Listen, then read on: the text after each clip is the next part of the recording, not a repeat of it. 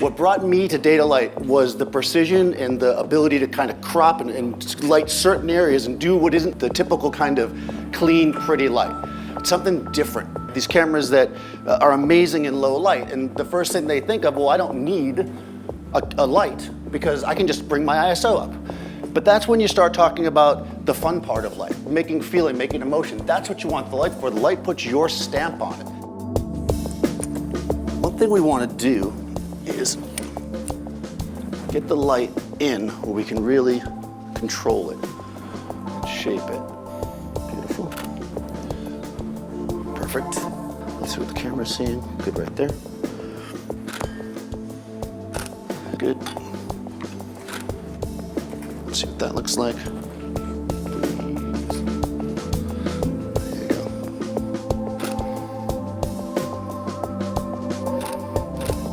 Let's try one more thing. I actually went through a period where I sold all my flash equipment and shot all constant lights. And that's when I bought the Dedos. The rule that I always follow in photography is keep shooting until it gets worse. I'm Norton, I'm from New York. So when Dedo reached out to me and said, would you come and speak? I said, only if I can make a mess.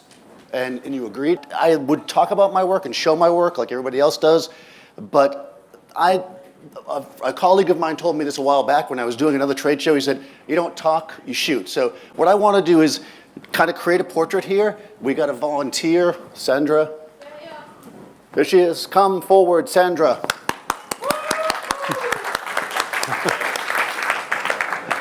And here's the thing, right? So I've been a photographer for a little, I'm very young, been a photographer for only a few years, and I've used all kinds of lighting. And you can make a beautiful, soft portrait of somebody using the Panara or any of these big things, but that's not what made me use these lights. What brought me to Dedo light was the precision and the ability to kind of crop and light certain areas and do what isn't the typical kind of clean, pretty light. It's something different. Right? Because as you do this for a long time, you start realizing that, yeah, everybody can put a softbox here. Everybody can do the three-point light. Everybody can do this, but where's the soul in that? Where's the feeling? So when I'm making a portrait of somebody, you know, that isn't this kind of corporate thing that I have to do a certain thing, I like to just play and use the light and shape and create, and the best fixtures for that are ones that give me the most control. So for that, we're gonna, apparently when I turn my head this way, I'm louder, so we'll have to keep that. For that, I love the Dedo lights. And because I like to put myself into a corner, I wasn't planning on using the E-Flect, but it was set up, and once I see it, I have to use it. So we're gonna use the E-Flect, and we're gonna play around with it. I'm not gonna use it the way that maybe it was made to be used, which is as a background. I'm gonna use it as my key light to create dappled light on somebody. I'm gonna create shadow and shape with it, and then we'll kind of fill in, and we'll see what we get. Okay, so I am wired in, so you'll be able to see the pictures. If anybody here has ever taken a photo before, have you ever taken a terrible photo? Yeah. I have, and you're gonna see some first. So that's where we start, right? All right, so this is a V-flat, by the way, just if everybody knows now in Germany what a V-flat is. I love the idea of shooting into just a very simple background. It's just black, it's messy. You made it messy on me, perfectly messy, it's really good. And we're just gonna light her up, and we're gonna create a photo well, hopefully with some feeling and some shadow and some mood. So let's fire this up. Oh, Sean's here helping me out because I can never do anything alone. I got your back. Yes, you got my back. Please fire up the E-Flect. This is the 4, right? The DLH4. This is a 7. All right. Wow. Upgrade. So we could see right away, I'm sure you can probably see her, that this is going to not create this kind of pretty soft light, but rather already I've got a little bit of mood on her. And what I'm gonna try to do is take some photos as we go so you guys can see it build up. What's really nice is you've got this new generation, we'll say, of photographers coming up that have been working with these cameras, right? These cameras that are amazing in low light. And the first thing they think of, well, I don't need a light because I can just bring my ISO up. But that's when you start talking about the fun part of light, making feeling, making emotion. That's what you want the light for. The light puts your stamp on it. And with this mirrorless camera here, I don't have to be intimidated because I can actually look through the camera and immediately see what the light's doing. Like I can see that it's very dark. I can make my exposure. I'm just gonna bring this up a bit. All right, so we're just gonna see what this looks like. So this is gonna just be, bring your face this way slightly. So the light's actually, I'm breaking a lot of rules here already, right? It's, number one, it's very dark, right? But this is where I'm starting. Number two, it's coming from underneath, right? But it already has some kind of flavor and feeling because I'm building my shot up, right? I'm building mood. I have her against a dark background. That's what we're gonna do. We're gonna play around with it a little bit. So I'm gonna make a quick adjustment on my camera, give myself a little bit more light. Turn this way. You look too happy. Stop being so happy. Right? All right, so we're starting to bring it up. We're starting to shape it, create this kind of mood. Really simple, right? But what I love to do is once we get, actually, let's move it in closer to it. Let's come. One thing we want to do is get the light in where we can really control it and shape it. And this is the beauty of it, right? I can just look at it. If this was a flash in a giant softbox, this would do nothing, right? I could do this all day, nothing would happen. But by doing this, I can really just watch her and see where that shadow is on her face. Now you can't move for about 20 minutes, just stay there.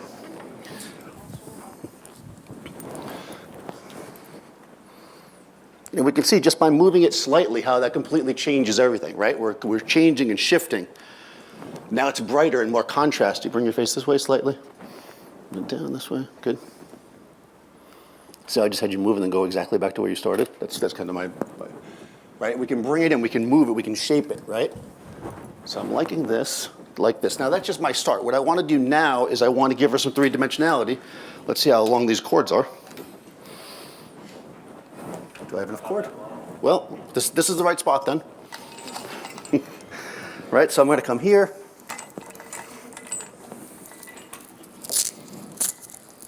I'm going to give myself some space by going like this. I'm going to fire it up. Ooh, there we go. Good. Again, I'm just going to come in here and give myself some separation.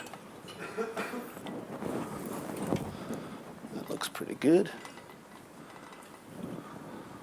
Pretty good is high praise, so you should be, I don't often tell people they look pretty good. So we're coming in, I'm gonna shape this thing out, and good.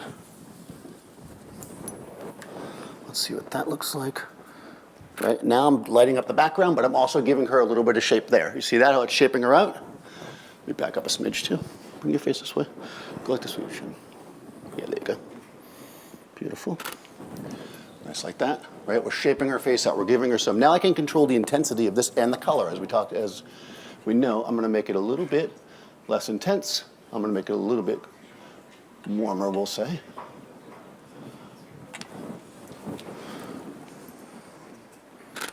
Right? We're going to balance that out to start to create a warmer feel. Well, that looks really warm. Good, good, good. There we go.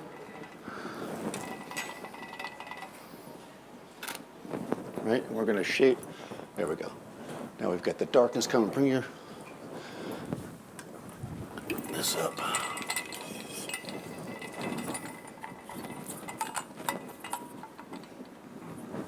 Let's take this like this. Okay. Perfect. So what we're doing is we're just playing with the light, right? Shaping it, moving it where we want it. Like that. Beautiful. Good. There we go. Right, now it's starting to add a little bit of texture and shape. What I'm getting here is a little bit on the forehead too much, so now I'm going to bring in the rest of our face using this guy.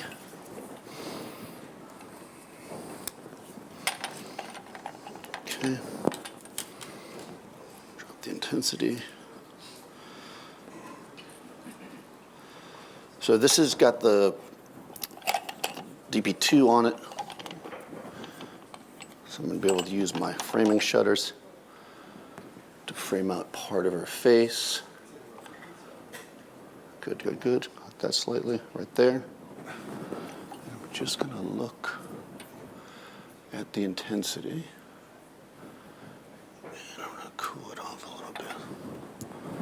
That looks pretty good. Let me take a peek through the camera. Let's see what the camera's seeing. Good right there. And again, we're creating this kind of imperfection, right, that kind of starts to come together and feel a little bit more organic. Can I have the eye filter? Number one to sleep. Yeah. I like all three of them. I don't think this is what you're supposed to do, but I always put all three in here. There we go. Back it up a little bit using the inverse square. Right there. And again, this all comes down to just a little bit of play to get it exactly where we want it. The other two. Yeah, right there. Good. It's nice. Project. That's it. This is for your passport, so we got to get it. Right. Right, and now we're starting to shape it out nicely. Let's dim this one a little bit.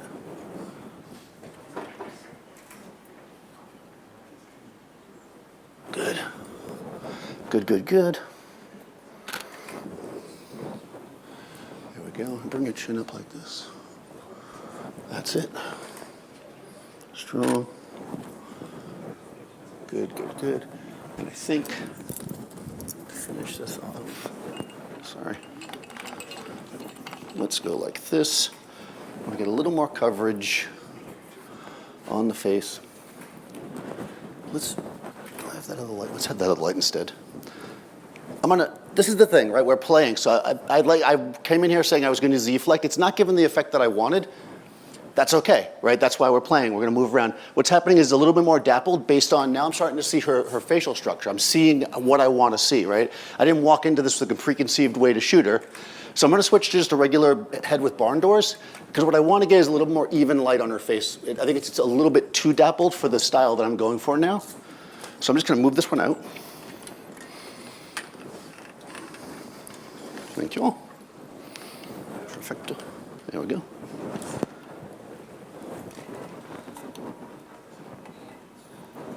Go, adjusting, bring that one in,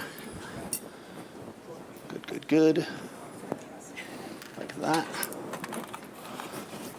barn doors, pinch it in, good.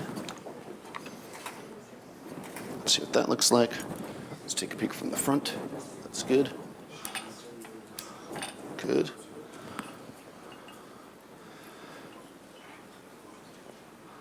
A little brighter. Perfect. All right. That's good. All right, so I'm bringing it back in a little cleaner, just to see where I'm at. Now I'm going to bring this one over back to where I had it. I think this one's going to be too bright. Yeah, by a little bit.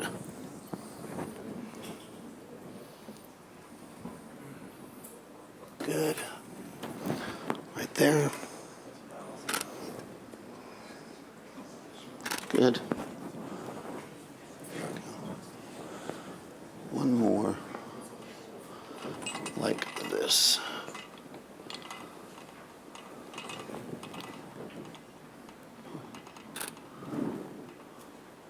There we go. All right. So I'm literally looking through the camera and just moving the light around with her as she moves her face to get the shape that I want. Right? And you can see how I move it around slightly. That makes her close her eyes when you do that. When you move the light like that, the subject closes their eyes. So if you ever want to do that, that's the way we handle that. All right. Let's do one more. Good. Nice. There you go. That's kind of nice. So it's got this gritty kind of warm feel that I'm really liking. Kill this. Let's see what this looks like. So I'm looking at this. I want to kind of, now, once I'm kind of more or less set the way I like it, what I usually like to do is move myself physically in the set. This is why I like the corner, because I can play around with my angle to change the way everything looks, right? I can bring that around more clean. I can get more background in. I can get my head on fire. This is what's nice about the LEDs versus the tungsten, where I usually burn my head. Yeah, there we go. This is nice. Breathe. There you go. That's it, just like that, right? And we can just move very subtle movements, start to bring it around into the shot, right? So it's just very, very simple. And this is like, if I threw up a big softbox, it would be conventional and she'd walk out with a clean picture that you'd always see. But working with something like this, you can actually start to create something that's a little different, a little more moody, a little more interesting. You know, typically what I'll do is I'll start off, because I don't normally do it in front of a crowd of a bunch of people for 20 minutes. We'll start off with a cleaner shot, establish a little bit of a relationship with the person, get a feel so they're comfortable, they know that they've got a good shot that they're happy with. And then you start to play, you start to delve deeper into it. And at the end of the session, the shots they end up loving are the ones that aren't perfect, where you see the little imperfections, where you see the shadows, where you see this depth, because that's what people look like in the world, right? When you're looking at somebody in the street, and you meet them and you're having a conversation in a coffee shop or you're in a restaurant, they're not lit with a softbox, you know? They're lit with hard lights from multiple directions. Let's try one more thing, because I think we have enough time. Let's throw that amber gel in there. Because I asked for gels, I have to use them, otherwise I feel bad for asking for them. So we're gonna put an amber gel in this. I just wanna see what it looks like. Do I have enough space? Boy, it's nice not to burn my fingers. Yeah. Oh yeah, that's interesting. Here. See, I was gonna put that in my pocket and then I would never see it again. Let's just see what that does. Thank you.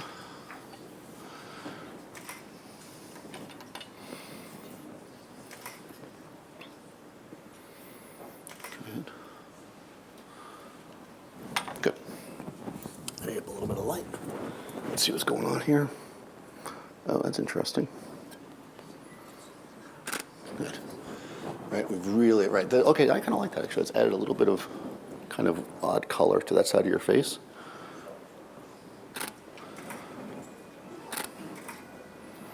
Yeah. And then breathe. That's it. That's it. Intense. Is that. Right, and just soft. Oh yeah, it's so interesting. Color is interesting, but I think I like it naked. Red. Oh, red. Yeah, why not? Let's do red. And this is the beauty, is how quickly we can change these things. All right, so red, if this is red, you have to be like really moody. You realize that, right? That some red is like,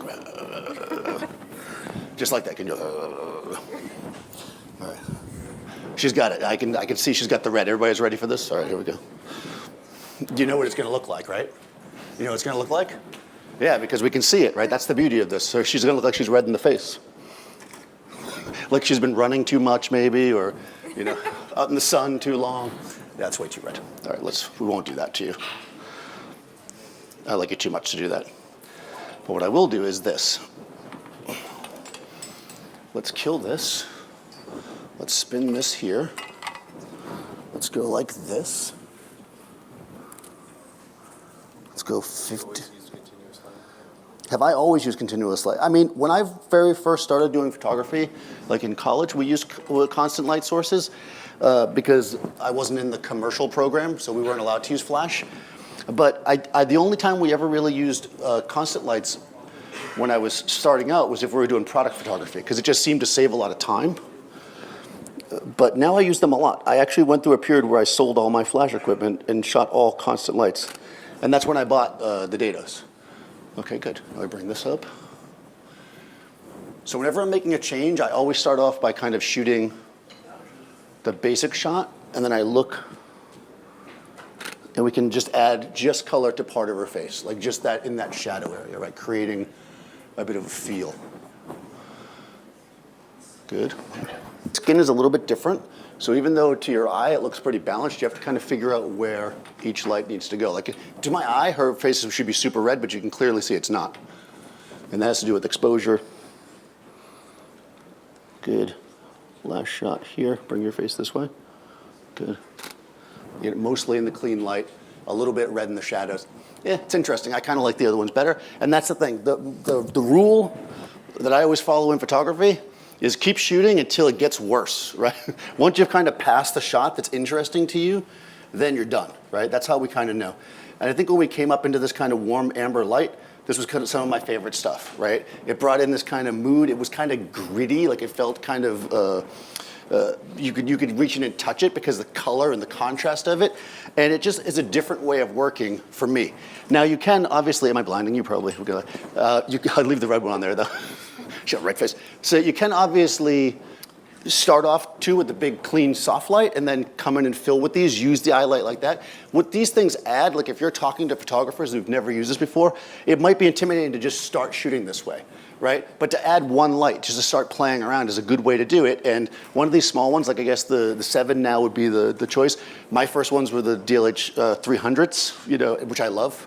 I know those are old. Yeah, one light, hard light, projector or imager attachment is going to allow you to really reach in and do things that you couldn't do with kind of conventional lights. And I think that's what makes these special. Sure, you can do big soft light, and you should. I mean, if you want to get into using all the different lights, like I have the Panara now, or the Raptor, which is beautiful, right? But I think if somebody is not used to these lights and you're trying to kind of get them to dabble into the Dedo light, that's where I would go. I would go for these small lights, these precision lights, because I think that's where they really, nothing else is like this, in my mind. So, thank you. Did I say under 20 minutes? I probably did. Thanks, guys. If you have any questions. Thank you, Sandra, for being tortured.